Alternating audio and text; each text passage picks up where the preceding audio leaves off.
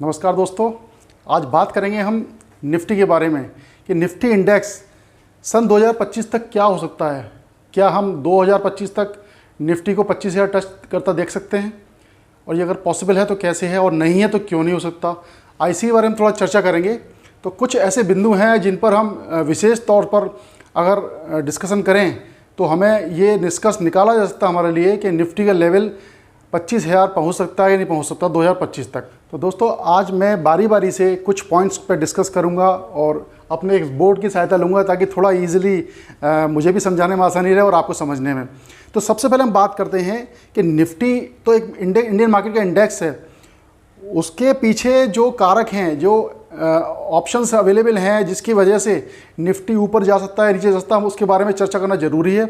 सबसे पहला पॉइंट जो है वो ये है कि वर्ल्ड के जितने मार्केट्स हैं, जितने कंट्रीज़ के मार्केट्स हैं, उसमें वर्ल्ड की GDP के बेसिस पर कौन से डेवलप्ड कंट्रीज सबसे ऊपर हैं और हमारा भारत कौन से नंबर पर है, ये हम चर्चा करते हैं। दिसंबर 2022 का डाटा है जिसमें चाइना नंबर 1 इकोनॉमी है पूरे वर्ल्ड में, नंबर 2 US है, नंबर 3 जापान है, नंबर 4 जर्मनी और नंबर 5 यानी भारतवर्ष इंडिया, हम नंबर 5 पर आ चुके हैं। ये बहुत बड़ा अचीवमेंट है जो हम टॉप 10 कंट्रीज़ में गिने नहीं जाते थे।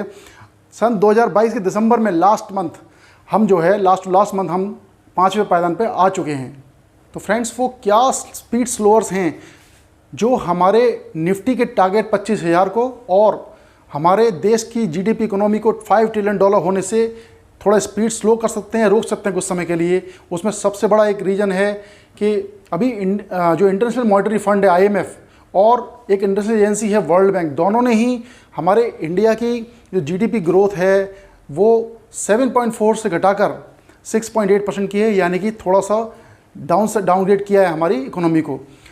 दोस्तों, US फेड ने अभी पिछले कुछ महीनों में लगातार इंटरेस्ट रेट हाइक किए हैं, जिसकी वजह से US की इकोनॉमी भी स्लो डाउन की तरफ जा रही है और उसका इम्पैक्ट हमारे कंट्री में भी ज़रूर पड़ेगा, क्योंकि हम भी काफ़ी चीज़ें वहाँ से इंपोर्ट करते हैं और एक्सपोर्ट जो करते हैं उसमें हमें काफ़ी ज़्यादा ऑर्डर्स बुक्स हमारी IT कंपनीज़ की, और एक्सपोर्ट्स जो है थोड़े स्लो डाउन हो सकता है, उसकी वजह से भी प्रॉब्लम आएगी।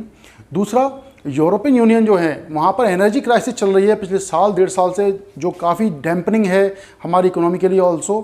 तो एक नेगेटिव पॉइंट ये भी है कि जो US का जो सपोर्ट है यूक्रेन को, और जिस तरह से वो रसिया और यूक्रेन का वार ख़त्म नहीं हो रहा है, वो भी एक बहुत बड़ा एक इशू है, जिसकी वजह से एशियन मार्केट्स में ऑयल प्राइसेस की जो प्रॉब्लम है वो बढ़ती जा रही है और धीरे धीरे ये प्रॉब्लम पूरे वर्ल्ड में फैल रही है, जो कि एनर्जी क्राइसिस को लेके चल रही है। तो हमारे निफ्टी के 25,000 होने के टारगेट को और देश की इकोनॉमी ग्रोथ $5 ट्रिलियन होने में जो हिंड्रेंस है सबसे बड़े, जो हमारे स्पीड स्लोअर्स हैं इसके लिए, वो ये कुछ पॉइंट्स हैं जो मैंने नोट डाउन किए हैं। पहला है रसिया यूक्रेन वार, जिसकी वजह से पूरे एशिया में ऑयल प्राइसेस और डिमांड सप्लाई का गेम बिगड़ा हुआ है, मेटल पूरी तरह टूटा हुआ है, डिमांड सप्लाई बहुत ज़्यादा डिस्टर्ब्ड है। दूसरा, US में जो इंटरेस्ट रेट्स हाइक किए हैं फेड ने पिछले कुछ महीनों में, वो भी काफ़ी डिस्टर्बिंग है। वहाँ US इकोनॉमी में स्लो डाउन ला सकती है, जो आसार दिख रहे हैं, उसका नेगेटिव इम्पैक्ट हमारी इकोनॉमी में आने वाला है। थर्ड पॉइंट है energy crisis in European union. तो जो यूरोप कंट्रीज़ हैं उसमें एनर्जी क्राइसिस काफ़ी ज़्यादा तादाद में है और वो बहुत ज़्यादा डैम्पनर है हमारे लिए भी ऑल्सो। फोर्थ पॉइंट है इसमें इंक्रीजिंग US डॉलर, यानी कि जो US डॉलर का प्राइस बढ़ता जा रहा है वो हमारी इकोनॉमी बहुत नेगेटिव है, क्योंकि हम US से काफ़ी चीज़ें इंपोर्ट करते हैं, जैसे ऑयल हो गया, कुछ और जो इम्पोर्टेंट हमारी कमोडिटीज़ हैं वो हम इंपोर्ट करते हैं, उसमें हमें डॉलर ज़्यादा कॉस्टली पड़ रहा है। तो ये कुछ चीज़ें ऐसी हैं जो हमारे टारगेट्स को कहीं ना कहीं हिंड्रेंस दे रही हैं। तो फ्रेंड्स, ये कुछ पॉजिटिव पॉइंट्स हैं जो हमारे फेवर कर रहे हैं हमारे निफ्टी के 25,000 होने के लिए और हमारे देश की इकोनॉमी $5 ट्रिलियन टच करने के लिए। तो उसमें सबसे पहला पॉइंट है कि मैंने बताया आपको डोमेस्टिक कंजम्पशन, हमारे देश का डोमेस्टिक कंजम्पशन अपने आप का जो हमारा इनबिल्ट कंजम्पशन है, इनबिल्ट प्रोडक्ट्स का जो हमारे कमोडिटीज़ हैं उनका कंजम्पशन बहुत ज़्यादा है, हमारी डिपेंडेबिलिटी और कंट्रीज़ पे नहीं है। तो कुछ हद तक हम सेल्फ डिपेंडेंट हैं कुछ अपने बनाई हुई कमोडिटीज़ पे, पैदावार अपनी खुद की पैदावार। तो दोस्तों, सेकंड पॉइंट जो है वो है यूथ पॉपुलेशन। मैंने बताया आपको कि हमारे देश में यूथ पॉपुलेशन जो है वो किसी भी देश से सबसे अधिक है, यानी we have largest youth population in our country all over the world. तो ये बहुत बड़ी स्ट्रेंथ है कि यूथ पॉपुलेशन के पास ब्रेन है, समय बहुत ज़्यादा है, बहुत ज़्यादा एनर्जी है, और हम अगर फुल पेस में जिस तरह चल रहे हैं, चलते रहेंगे तो वो टारगेट्स हम अपने विद इन टाइम अचीव कर पाएंगे। थर्ड पॉइंट है ग्रीन एनर्जी और रिन्यूएबल एनर्जी। आपने हर जगह सुना होगा solar energy, bio energy, hydrogen gas energy. Government aggressively ये रिवॉल्यूशनाइज कर रही है इस इंडस्ट्री को। यानी पिछले कई वर्षों में आप देखा होगा, हमने पिछले 2 बजट में भी सुना है इसके बारे में कि गवर्नमेंट ने रिन्यूएबल एनर्जी को लेकर काफ़ी ज़्यादा अवेयरनेस क्रिएट की है, काफ़ी ज़्यादा बजट सैंक्शन कर रखे हैं, और वो चाह रहे हैं कि रिन्यूएबल एनर्जी एक हमारे कंट्री में इस तरह डेवलप हो जाए जैसे डेवलप्ड कंट्री में है। हमारी डिपेंडेबिलिटी जो ऑयल, पुराना कन्वेंशनल ऑयल चल रहा है, उस पर कम हो जाए, जिससे हमारा इंपोर्ट कम हो जाए ऑयल पर, और हमारी जो जीडीपी ग्रोथ है वो डेवलप्ड कंट्री की तरह मैच्योर हो जाए। तो फ्रेंड्स, लास्ट जो ऑप्शन है वो है ऑफशोर अपॉर्चुनिटीज़। आपको याद होगा पोस्ट कोविड-19 के जब एंड हुआ, उसके बाद कंपनीज़ ने, चाहे डेवलप्ड कंट्री हो चाहे कोई भी कंट्री हो, उन्होंने ये उनको समझ में आ गया था कि हमें जो अपना बिजनेस है वो शिफ्ट करने पड़ेंगे रिमोट में, यानी कि वर्क एट होम या एक लोकेशन पे जहाँ से हम ऑपरेट कर सकते हैं रिमोटली। तो उन्होंने ये मान लिया कि इंडिया की जो वर्क फोर्स है, एक तो वो बहुत ज़्यादा ब्रेनी है और कॉस्ट इफेक्टिव है।